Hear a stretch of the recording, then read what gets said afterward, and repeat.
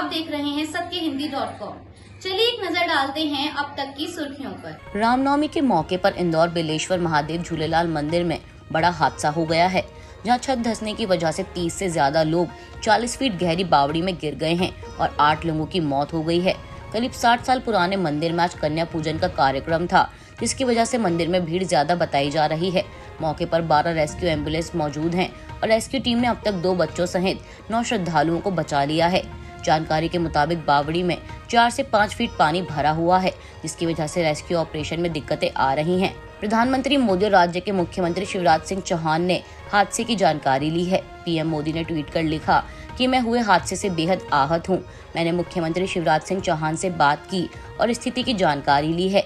राज्य सरकार बचाव और राहत कार्य में तेजी से आगे बढ़ रही है। मेरी प्रार्थना उन सभी प्रभावितों और उनके परिवारों के साथ है। कल कर्नाटक चुनाव के ऐलान के बाद राजनीतिक पार्टियों ने चुनाव प्रचार तेज कर दिया है और नेताओं की तरफ से एक दूसरे पर टिप्पणियों का दौर भी शुरू हो गया है। भाजपा की तरफ से चुनाव प्रचार का नेतृत्व कर रहे पूर्व मुख्यमंत्री बीएस येदियुरप्पा ने संकेत दिया कि कांग्रेस नेता सिद्धरमैया के सामने पार्टी उनके पुत्र बीवाई विजेंद्र को चुनावी मैदान में उतार सकती है।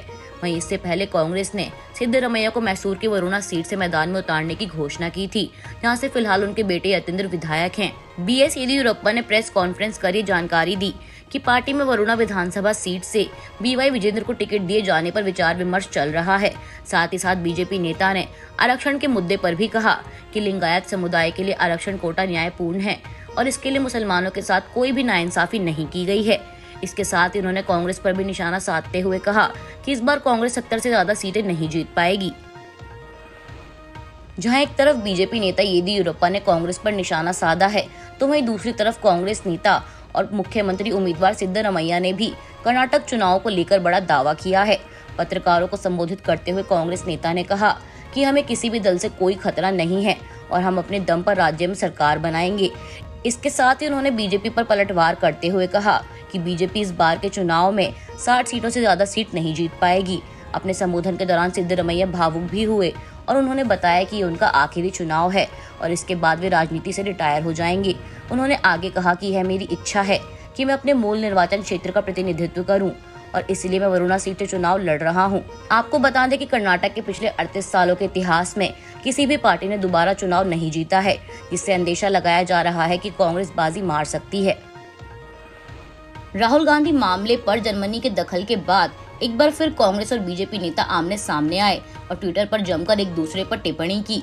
वरिष्ठ कांग्रेस नेता दिग्विजय सिंह ने जर्मनी के बयान पर उसका धन्यवाद किया और कहा कि राहुल गांधी के उत्पीड़न के माध्यम से भारत में लोकतंत्र से किस तरह समझौता किया जा रहा है, इस पर ध्यान दें।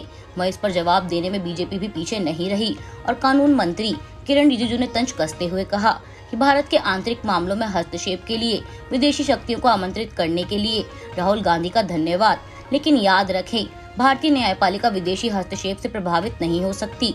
भारत अब विदेशी प्रभाव को बर्दाश्त नहीं करेगा, क्योंकि हमारे प्रधानमंत्री हैं श्री नरेंद्र मोदी जी।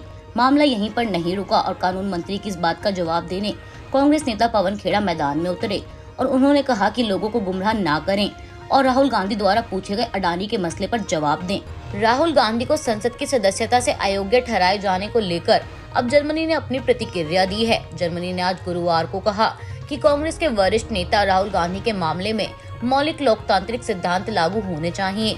जर्मन विदेश मंत्रालय के प्रवक्ता ने एक प्रेस ब्रीफिंग के दौरान कहा कि हमने भारत में विपक्ष के नेता राहुल गांधी के खिलाफ फैसले के साथ साथ उन्हें मिले संसदीय जनादेश के निलंबन पर भी ध्यान दिया है।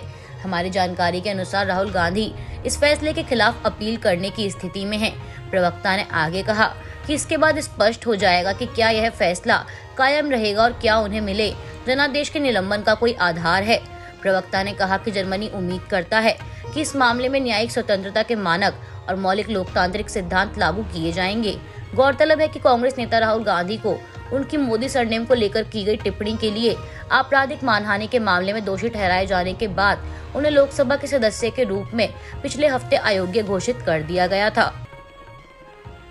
बंगाल की मुख्यमंत्री ममता बनर्जी के बीजेपी वॉशिंग मशीन वाले तंज पर अब अखिलेश यादव ने भी ट्वीट कर उसी ओर इशारा किया है। दरअसल बीजेपी के खिलाफ 2 दिन के विरोध प्रदर्शन पर बैठी ममता बनर्जी ने कल स्टेज पर बीजेपी वॉशिंग मशीन दिखाई थी, जहां एक तरफ काला कपड़ा डालो तो दूसरी तरफ सफेद कपड़ा निकलता है।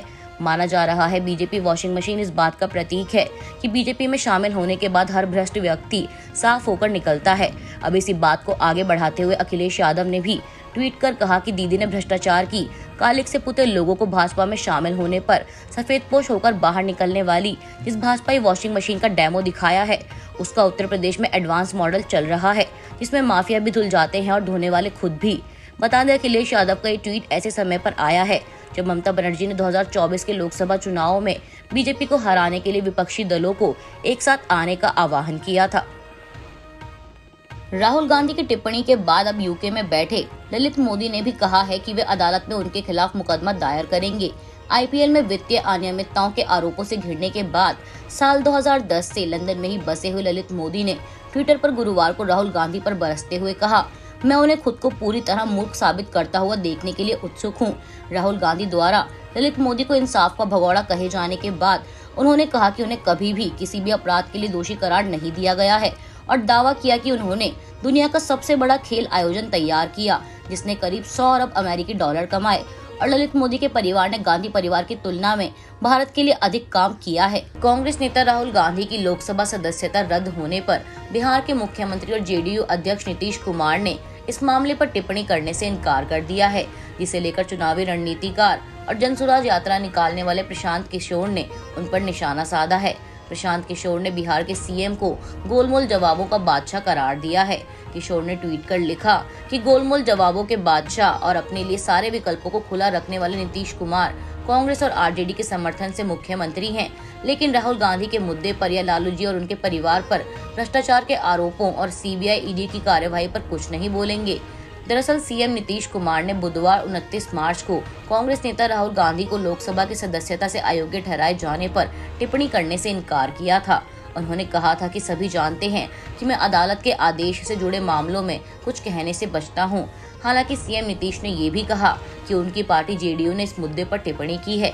सीएम नीतीश ने संवाददाताओं से कहा कि मौजूदा समय में विपक्ष को एकजुट करने की जरूरत और वह मुद्दे को लेकर कांग्रेस के आगे बढ़ने का इंतजार कर रहे हैं। कांग्रेस की असम इकाई ने बुधवार को लोकसभा से राहुल गांधी की अयोग्यता पर बहस के दौरान राज्य के मुख्यमंत्री हेमंत बिस्वा शर्मा की एक टिप्पणी के लिए उनके खिलाफ विधानसभा में विशेषाधिकार हनन का नोटिस दाखिल किया है।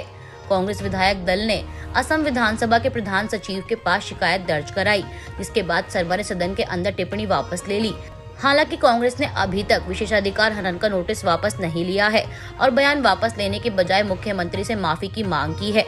विधानसभा के प्रधान सचिव को भेजे गए शिकायत पत्र में कांग्रेस ने कहा कि आज सदन के नेता डॉक्टर हेमंत शर्मा ने कहा है कि उन्हें असम कांग्रेस विधायक दल के कमरे में हुई चर्चा के बारे में पता है।